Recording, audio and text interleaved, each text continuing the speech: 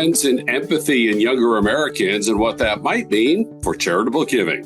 I'm Bill Stanczykiewicz. This is the first day from the fundraising school, and I'm delighted to welcome back my colleague, Dr. Sara Konrath. Sara has been recognized nationally and internationally for her work in social psychology and how she connects social psychology to a wide range of philanthropic behaviors. And Sara, what a delight to have you back with us on the Fundraising Schools podcast. Thanks for having me again. You have been studying empathy and studying that over time, and you've come out with a few of your colleagues with a new study tracking changes in empathy amongst Gen Z and Millennials. What have you found? So this is a follow-up to previous research. And in our previous research, we tracked young people's self-reports of how they see themselves as empathetic or not. And we tracked that from 1979 to 2009, and we're shocked to find declines over time in young people. So that was really like, wow, eye-opening. And at the same time, we were finding increases in narcissism. So it was really a wake-up call, I think, about what was happening in our society in the US. And we did this update where we followed them past 2009, trying to figure out what would happen. And really, we didn't know whether they would continue to decline in empathy, whether they would just stay the same, or whether they would increase. So what do you think we found? Can you guess? Well, why don't you tell our audience? Because I read the study and I know. Okay, I'll tell you then. So we were actually really surprised because it was basically like a total increase. So it was like going down and down and down, and then boom, right around 2008, it starts to increase, kind of like the shape of a V. And so that was pretty dramatic. Usually you don't see patterns that are that shocking and a big shift like that. And we're still trying to figure out why. We don't really know. There were many things that happened around that time, like 2008, 2009 was the Great Recession. And so we wondered, could it be that? That wasn't what was the cause of it. But what we do know and what we can take home from this is we can't assume when we think about young people today, we can't assume that they're low in empathy or that they're self-focused. In fact, young people today are really kind and they value kindness. It's a real priority for them. And we're seeing this in anywhere from late millennials to Gen Z. Sara, when the first study came out around 2011, did you follow them, the same people 13 years later, or was it the next group of those who are in that Gen Z, younger millennial age range? And is that the comparison that you made? That is such a great question. I'm glad you asked it. We're actually looking at not the same group over time. We're not following people. We're actually looking at cross sections. So each year we're looking at a different group of young Americans. And in our recent paper, we're actually looking at nationally representative samples. So this really reflects on young people in the US overall. And we're just looking at different groups of them each year and finding that when we look at that's how you study generations, is you have to actually look at them across time like that. And we are finding these dramatic shifts. And I think it's really good news. I'm really happy to be here to report this. I'd like to ask you to amplify. You did dive into the potential impact of the economy and economic well-being. And just, very top of the surface, one might think, well, okay, economic gain by no means was equal for everybody in the 1980s, but there was significant economic growth in the United States in the 1980s. And then, as you mentioned, there was the Great Recession, economic devastation across all sorts of income classes and demographic groups that, maybe that's the cause. But as you dived deeper, you saw there was not a connection to economics, correct? Yeah, I mean, we really thought so. When we looked at that pattern, it was like, okay, it's so clear the economy, the pattern seemed to match what was happening in the economy. But when we ran different statistical analyses to try to test for that, we had no evidence for it. So that's not what's going on. It's very hard to know what's going on. We tried to look at many different potential explanations, and ultimately we don't know. And I think it's okay to say that, because I think the most important thing is just to say what's happening. Also, there is one interesting thing. A lot of times for the empathy decline study, a lot of times people said, oh, it's definitely social media, because the declines were really happening after the year 2000. But I think we can rule that out now that we see that as young people are using social media even more since 2008, 2009, we're seeing increases in empathy. So I don't think that social media is creating a decline in empathy. Sometimes it might even do the opposite. I want to ask you about that. There's been so much attention recently about the potential mental health effects, especially on our younger generations, related to social media. Jonathan Haidt, of course, making a lot of national and international news with his book, the U.S. Surgeon General wanting there be warning signs for these reasons. And perhaps there's a paradox here. I know you and your colleagues have noted that if social media is increasing more loneliness, perhaps that loneliness is fueling more empathy. How can you help us understand that?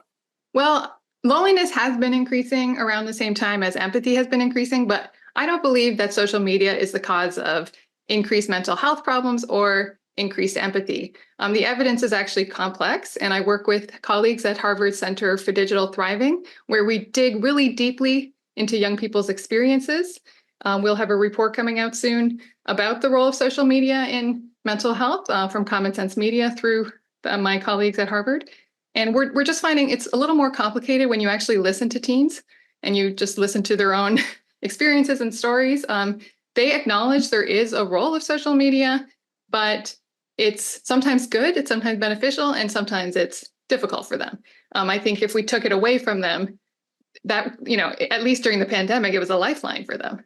So we have to really be careful when we make those assumptions and really think about, especially from their perspective, what it's like. Well, I look forward to learning more from you as that comes out from you and your colleagues at Harvard. Getting back then to just loneliness, whatever the cause. How can loneliness be connected to more empathy? Yeah, I think that's a great question. And I think we don't really know exactly what's going on, but we did see the parallel rise in loneliness and empathy. And what we're thinking is when young people see others around them who are feeling lonely, they might just, they might want to just reach out and be thoughtful and caring. They're seeing some suffering around them. The mental health crisis is real. It's just the cause that we don't really understand.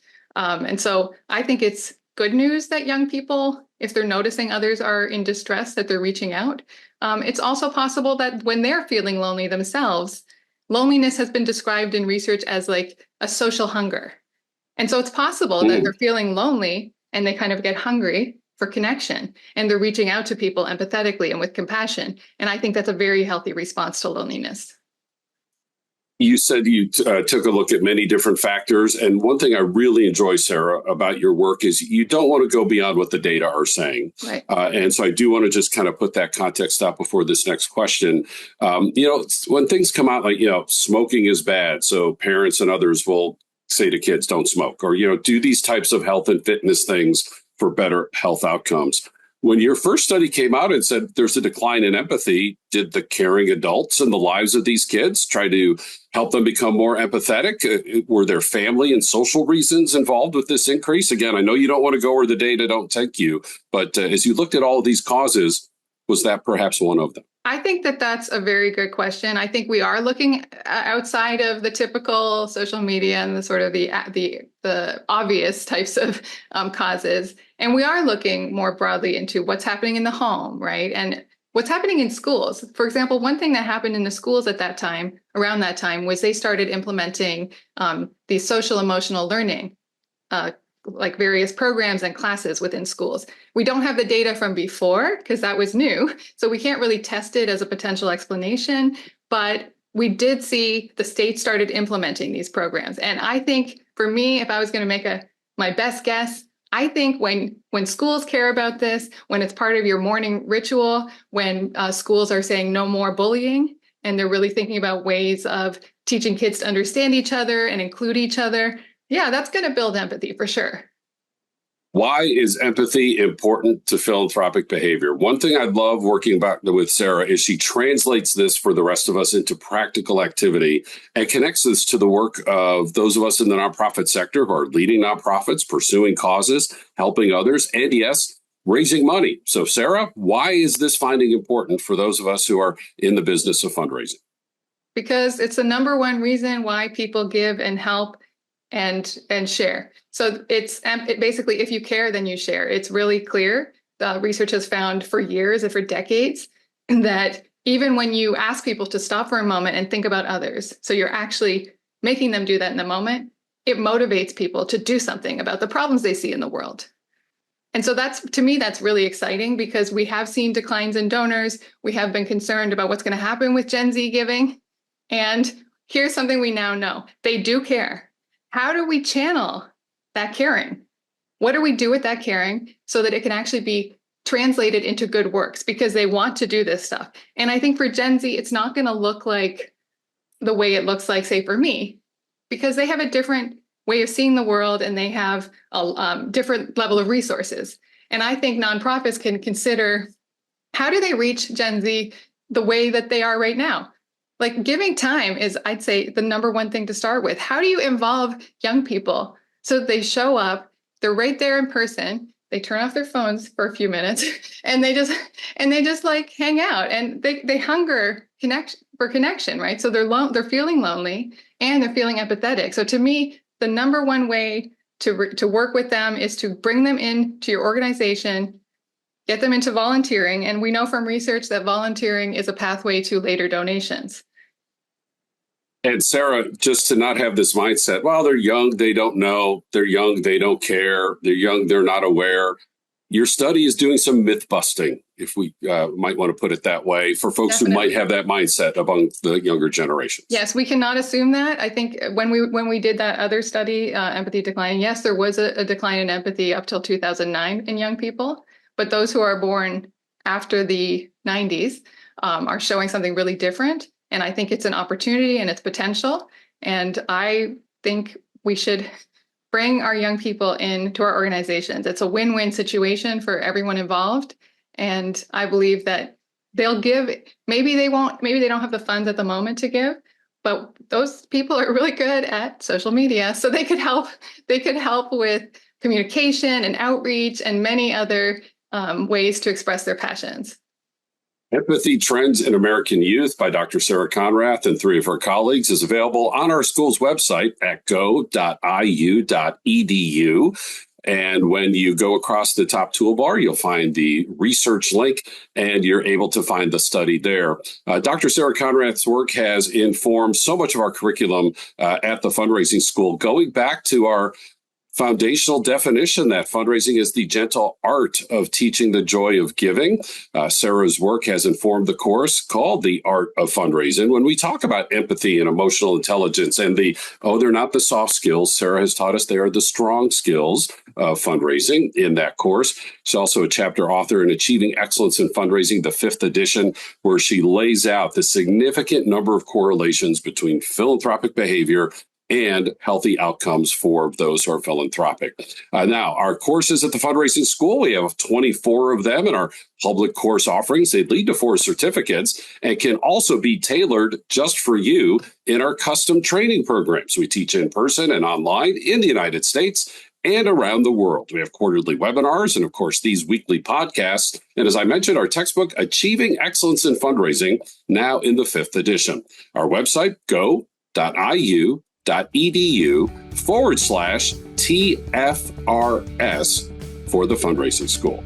Our guest today, Dr. Sara Konrath, and a podcast produced by my colleagues, Mike Anthony and Jennifer Boffman. I'm Bill Stanczykiewicz, and now you are more fully informed on this first day from the fundraising school.